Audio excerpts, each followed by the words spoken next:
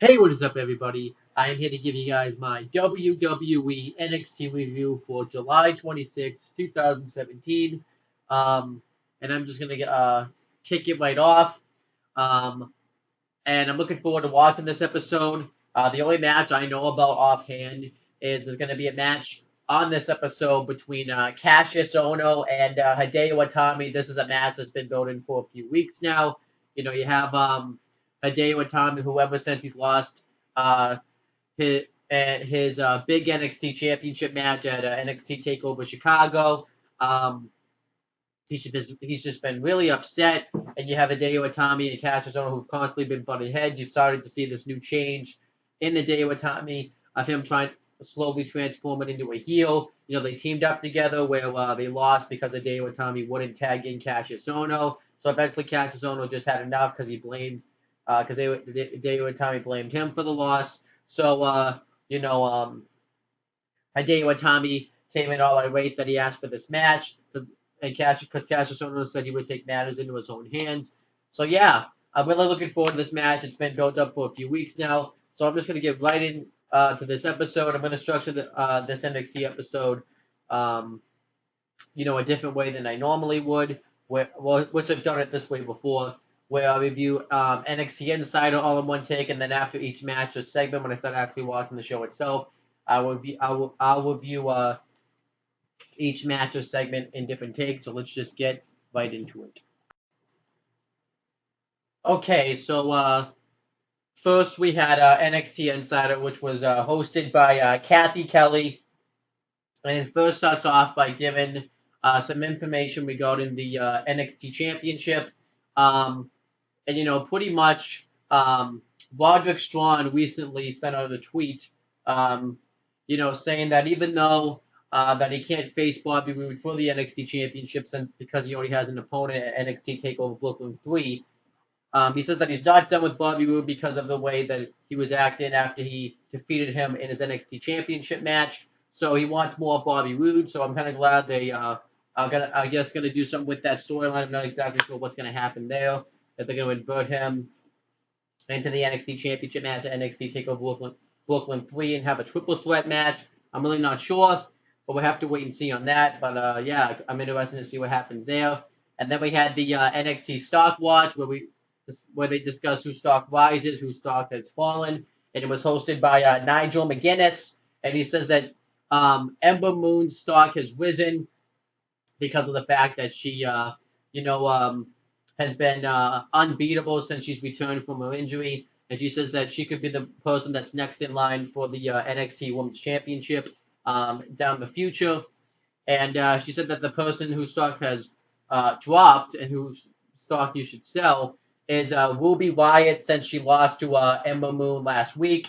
And pretty much has been on the losing side of things. She hasn't really impressed anybody yet. So she says that he says it's going to be a while before she gets in NXT Women's Championship match, which I thought all those points made sense. And then we had an interview segment with Cassius Ohno, and he says that the reason that he asked for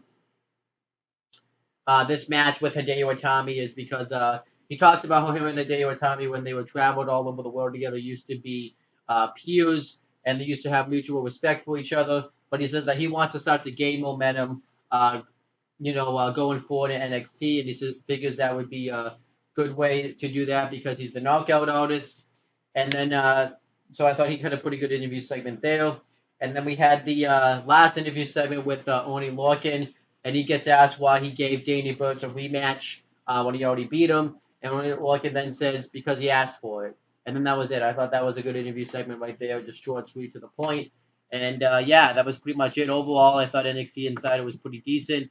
Nothing fantastic, but I thought it was decent. Good way to build up towards the show. And now I'm going to start actually watching the actual show itself.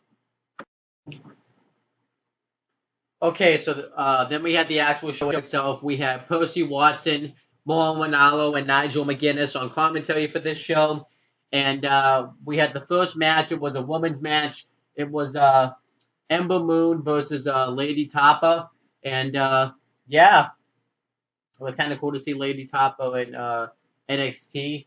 And yeah, it's going to be kind of weird because I'm gonna be watching the GFW Amp show, which is wrestling a match on there. And how she was just popped up here in WWE. She was in TNA, or Impact Wrestling as it's called now. Well, Impact Wrestling GFW, but at the time it was called TNA, and she was in TNA. Um, you know, and competed under the gut check. She ended up winning her gut check, and she was a pretty strong monster for NXT. And yeah, it was kind of cool to see her here in WWE. She really hasn't improved all that much since I saw her last. And yeah, she really needs to get better. Hopefully, she will improve being in NXT now. I don't know if she's fully signed or if she just came in for this one appearance. We're gonna find that out. But the match starts right off. Lady Tapa takes her head, Ember Moon's head off with a clothesline. She throws her across the ring, hits a headbutt on her. Then eventually, Ember Moon starts to fight back. She hits a vertical suplex out of the corner, and then she hits a big boot right to the head, and then she hits the Eclipse for the win. And yeah, this made Ember Moon look really strong. That she just was able to go out there and adapt to a game plan and defeat a big woman like Lady Tapa and put over the finisher. Then afterwards, she gets on the mic and she says that she wants Asuka at NXT Takeover Brooklyn 3. She talks about how she's been through this journey before, and she wants to be the one to finally defeat Asuka for the NXT Women's Championship. And then she says that she's ready for Asuka, um, but she asked if Asuka's ready for her, and then that was it. So yeah, it's pretty much official now that we're gonna get Ember Moon versus Asuka in the rematch at NXT Takeover Brooklyn 3. I'm really looking forward to that match. I can't wait for it. It's a match that's been built up since NXT Takeover Orlando, so I can't wait to see that match. Okay, so next it shows a video package for Alistair Black, and it just kind of goes through everything that he's done in NXT. It talks about his new character. He talks about how this path that he's chosen has strangely chosen him as well, and he talks about how he's liking this path that he's taken, and he looks forward to having it take him to the top. And he says that he doesn't care about anybody else's pain. And he says, yeah, and it just pretty much shows everything that he's done. I thought this was a really good video package here. It kind of gave him more more info on who Alistair Black was, on his character, and I really enjoyed it. Okay, so next was supposed to be a match. It was the Authors of Pain with Paul Ellering ringside versus David Ramos and I think it was Anthony Bumpers. I really don't remember his name.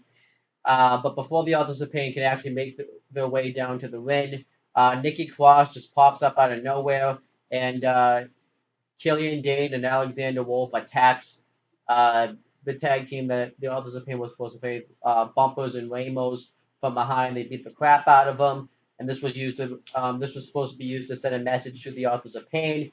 And afterwards, the Authors of Pain just walk right by Nikki Cross, which I thought was funny, and they get into a brawl with Alexander Wolf and Killian Dane. Pretty much one of them destroys Alexander Wolf. He hits a corner splash on him in the corner, and the Authors of Pain fight off Wolf and Dane. But I did like this. I did think this made Sanity look a little bit weak. Just the question I do have though is, where the hell is Eric Young? He hasn't been on NXT in like forever, so I don't know what the hell happened to him.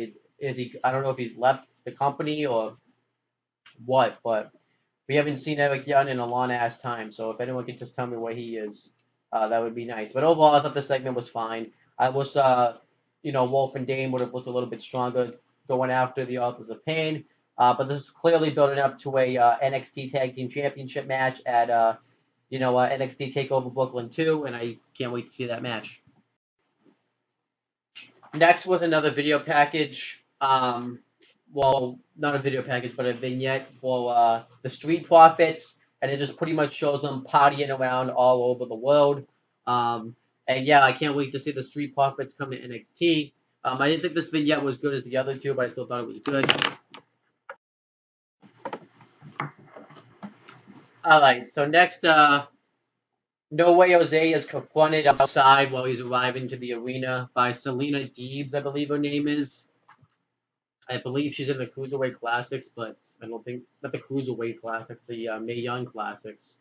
But I'm not exactly sure. I don't think so. I think it's somebody else. But she comes up and she says that she appreciates him handling his business and doing what he thought was right. But in a sense, you got involved in our business, and all you did was light a fire under Andrade Cien Almas that you can't dance around. Not really digging this whole storyline that they're trying to that they're trying to set up here. The only thing that I can think of positive to say about this is maybe this can finally be something that can get Andrade Cien Almas at least over, because ever since he's come to NXT, he really has been bland. You know, they tried to push him at first as a baby face, didn't work. They turned him heel. He still couldn't get like that edge behind him. So then eventually they tried doing the party gimmick. Don't necessarily know if they've gone full fledged with it, but instead now they're having him get accompanied by Selena Deeb. So I don't know what they're trying to set up here. We're gonna have to wait and see. But yeah, I really didn't care much for this. Next match was the Velveteen Dream versus Cezar Bononi. I think that's how you say his name. This was pretty much just a basic wrestling match here. The Velveteen Dream gets the win when he hits the Death Valley Drop, or whatever he calls it. Or Death Valley Bomb, actually, that's what it was called. And the elbow drop for the win. And afterwards, he gets interviewed by, I forget her name now, but he pretty much, she gets asked what but she asks him what his goals in NXT are, and then he asks her what her goals is, and he says, "Is it to get an interview with the Velveteen Dream? Because all you are is just decently dressed, and you just wasted my time, and you guys aren't worthy of the Velveteen Dream." And then that was it. This was pretty average stuff, nothing special. The question I have though is why is Cesar Bononi like jobbing out? He just defeated Andrade Cien Almas, and they've done nothing with it. All they've done is advance Andrade Cien Almas' story instead of Cesar Bononi. Why isn't Cesar Bononi looking for Andrade Cien Almas and trying to beat the shit out of him since he attacked him last week? Really doesn't make any sense to me, but yeah, this was all pretty average stuff. All right, so next, William Regal gets interviewed, and he makes the match official pretty much for NXT Takeover Brooklyn 3. It's going to be Asuka versus Ember Moon for the NXT Women's Championship. And yeah, I can't wait for that match. I've already kind of given my thoughts on it earlier in this video, so I'm not really going to go into detail. But yeah, I can't wait for that match. Okay, so next, Drew McIntyre comes out and cuts a promo, and he says that he thanks everybody that has been on the ride with him ever since he's come to NXT. And if you just joining the party, this is going to be one hell of a ride for these next 4 weeks going into NXT Takeover Brooklyn 3. And he talks about how this is normally the point where people kind of talk about their setbacks, but he's not that type of person that fast forwards. You can't turn back time. He's the type of person that moves forward. But he talks about that when he was in WWE before, he was known as the Chosen One, and that made him feel entitled. He felt entitled everything that he should ever have. He felt like he should have been world champion. But then when he felt like that he wasn't the hardest guy, when he wasn't the hardest guy working in the room, or the hardest worker in the room, he felt like he had failed. And when he got fired from the WWE, he worked really hard to get back to the WWE. And he became the hardest worker in the company for any company he went to. And he talked about how he helped that company grow. And he says that the reason that he came to NXT is because everybody in the back works just as hard as he can to make it a better place for everybody. He says that, but there was one man that's different from anybody else, and that's Bobby Roode. And he talks about how Bobby Roode feels like he's entitled to everything. He feels like that this is his NXT, and he says that this is not his NXT. This is our NXT, and he says that at NXT Takeover Brooklyn 3, he's going to defeat Bobby Roode and become the new NXT champion and take back our NXT. And then that was the end of the promo. I thought this was a really good promo by Drew McIntyre. I really can't wait to see Bobby Roode versus Drew McIntyre at NXT Takeover Brooklyn 3. I think that's going to be a really good match, and I think that this story could work. Obviously, for a lot of people, it's Drew McIntyre because of all of his setbacks that he's had in his career. No one probably ever thought that he would be coming back to WWE, and he's in NXT. And what hopefully actually hope that he does win that NXT championship, because that will be a huge moment for him and everybody else after everything that Drew McIntyre has had to go through in his WWE career and in his career in general. So we're gonna have to wait and see. I can't wait to see how Bobby Roode responds to this. So yeah, I'm looking forward to the match at NXT Takeover Brooklyn 3.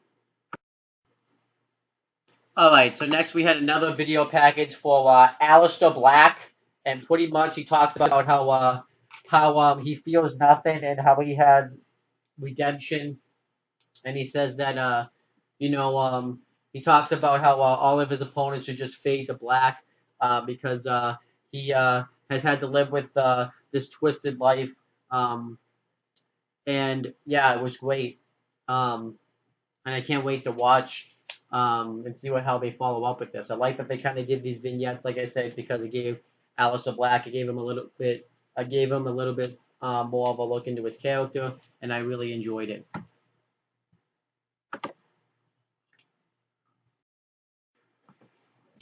Okay, so next, Mendoza gets interviewed, and next week he's facing Johnny Gargano, and this is going to be the first match that he's had back since NXT Takeover Chicago. And Mendoza talks about how he knows that Johnny Gargano has been training hard for this match, and he says that that he's but then he says that I've been training hard for this match too, and he says that maybe next week it won't be about Johnny Gargano, maybe it'll be about Mendoza, and then that was it. Overall, I thought this was solid. It was a nice way to build up to that match, so I enjoyed it. All right, so then we had the main event. It was Hideo Itami versus Cassius Ohno. I thought this was a good main event here.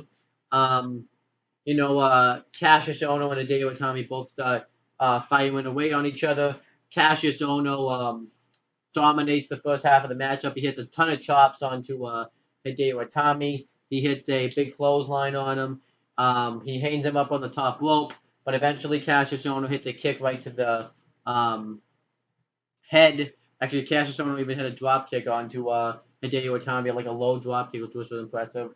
And Hideo Itami goes off with a bunch of kicks right to the head while Cassius Ohno's hung up in the ropes. And then Hideo Itami hits a guillotine leg drop from the second turnbuckle. And then pretty much Cassius Ohno gets destroyed. Hideo Itami hits a kick right to the ribs. He hits a Hangman's neckbreaker, and he just destroys Cassius Ohno for a while. He goes to go off the top rope.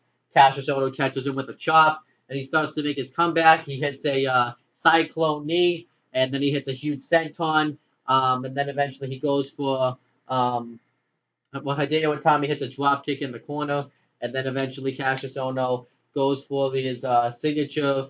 I forget the name of it, but his spinning clothesline lariat. But Hideo Itami kicks him in the balls and gets himself disqualified. And afterwards, he beats the shit out of Cassius Ohno and absolutely mauls him. And he hits two go to sleeps onto Cassius Ohno. He goes to leave, but then he decides to inflict more damage. So he picks him up into a fireman's carry and drops him face first right into the steel steps. And pretty much it's official now. Hideo Itami's finally fully healed.